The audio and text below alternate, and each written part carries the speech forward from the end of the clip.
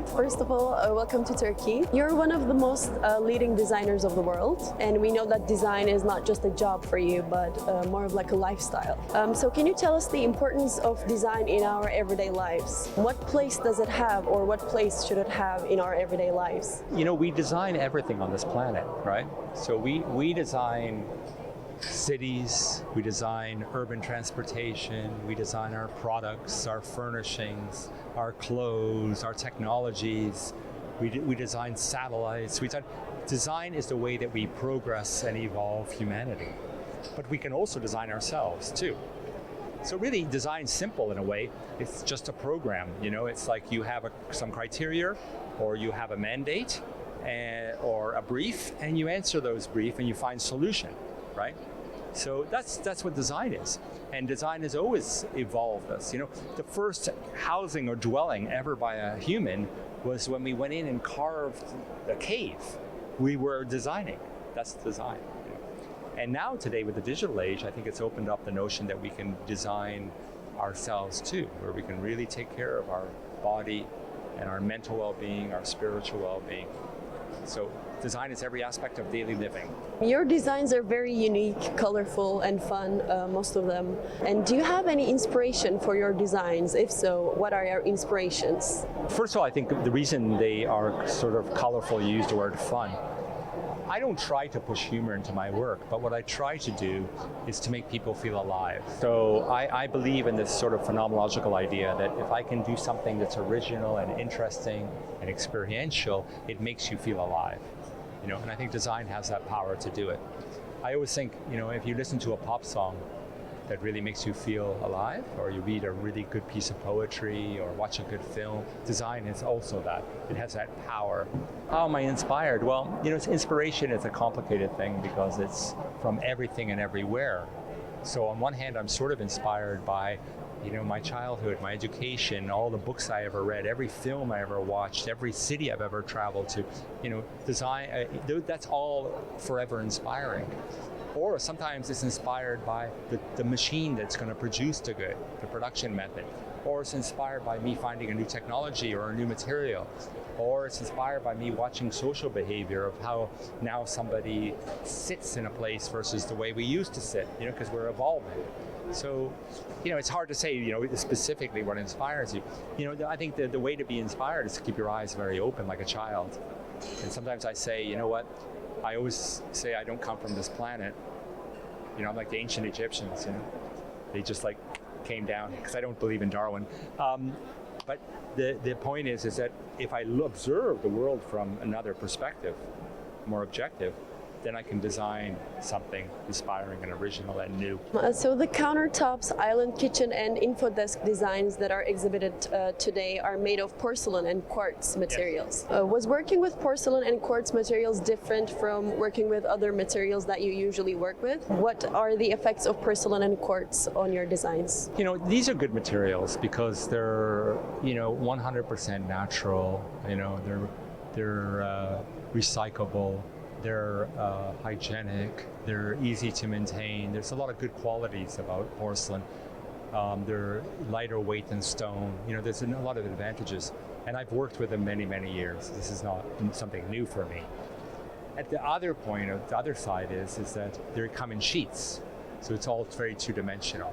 So, you know, there's a limit to what you can do with it. If I could curve it and carve it like you can with marble or solid block, that's a different story. But at the same time, it's relatively economic too because it's in sheets. So, you know, I ended up just designing forms, but I designed for them some very fluid forms just to say that, you know what, we can soften the material. The material's hard, but we're soft. You know, so it's like an extension of us. I always believe that. The reason I always like soft design or organic design is because we are volatile, soft, asymmetrical, you know. So you don't want hard things around you, right? So, you know, it's like, it's funny, it's ironic. When we design the bathroom, it's all hard surfaces, really hard. Dangerous surfaces, and we're naked. We design the living room, we're dressed, and everything's soft surfaces, you know. So I always sort of am critical about our contexts, about our spaces, about our work. And I always think, how can I soften them up? So if I'm working with hard material, I try to make them appear soft. You say for the longest time design only existed for the elite, and I have worked hard for the last 30 years trying to make design a public subject. So after 30 years, would you say that this issue is in a better position and that progress has been made? Yes, and I won't say by any means I did it alone. The whole world's been working this way, you know. If you look at really good design that's mass market, you know, look at Apple as it's not, I would say Apple is still a little bit elite because it's kind of expensive, but the innovations and the interface and everything's so seamless and nice and well done and global. You know, you could argue companies like Nike, you know, with some of the technology of the shoes, everything. But in general, industrial design, robotic production, etc., has become so efficient and so smart, and we're making very high quality at very democratic prices, you know. So I think, yes, we've gotten there actually, you know. I mean, the stool you're sitting on, this stool is less than €100. It's injection molded, it's very efficient, it's probably relatively indestructible, it's super lightweight. This is the world we kind of live in now. It's comfortable, it's soft in a way, it's warm because it's a polymer, you know. So I would say we're there, but now the next step is to be there in a more responsible way too. And lastly, can we learn your thoughts on Turkey and Turkish designers? I love Turkey. I've come here back and forth now 20 years. So I've been to this country maybe 30 times, okay? And I'm still not quite observing originality. And what I mean by that is that, and let's not talk about maybe fashion, but if I talk about this built environment, for example, the trade show we're in now, Turkey is excellent at copying things. They have the know-how, the technology, the rigor, the discipline, the production methods, everything. But for them to produce original brands and make their brands global, they're not very good at. It's not within the DNA of the culture, you know? Now, maybe there's a turning point now, you know, but at the same time, I remember 10 years ago, I met with 800 furniture manufacturers in Antalya and gave a talk about how to create originality, how to create a global brand. And in those 10 years, I have barely of those 800 companies seen any of them do it. So, and it's not that hard to do today, to make a global brand, you know? So that's my disappointment, because, you know, you're talking about the second largest furniture manufacturing in the world. This comes out of Turkey. The textile industry is enormous, but the question is, where are the global fashion designers that grow out of here? With all that said, I would also argue, if you're a Turkish company, let's say you make bathroom, you don't necessarily need to have a Turkish designer. You can have a designer from anywhere. You know, a big turning point happened in Italy. Before 30 years ago, all the Italian products and furniture and everything, 99% were designed by Italians.